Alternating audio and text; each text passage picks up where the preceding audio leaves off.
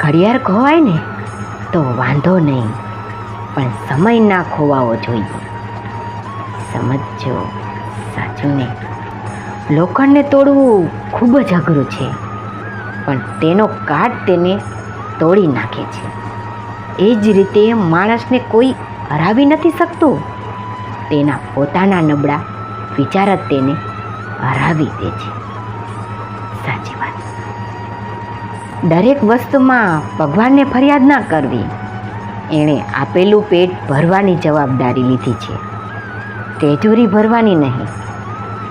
આજે લોકો ભેગું કરવા જીવે છે ને, પહેલાં લોકો ભેગું રહેવા જીવતા હતા. સાચી વાત નહીં? શાકમાં સ્વાદ છે કે નહીં એ તો રોજ ચેક કરીએ છીએ, પણ એ જ સ્વાદિષ્ટ શાક બનાવવા વાળીના જીવનમાં સ્વાદ છે કે નહીં એ ક્યારેક ચેક કર્યું છે? સમજાય તેને વંદન કરું છું કે પહેલાંના લોકો લોટ જેવા હતા.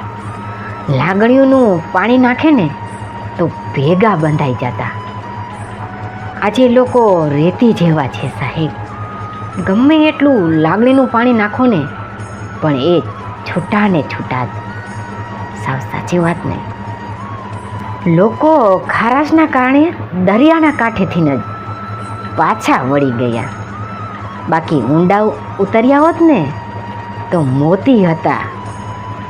આવી જ ભૂલ ઘણા લોકો માણસને ઓળખવામાં પણ કરતા હોય છે. શું સાવ સાચી વાત નહીં?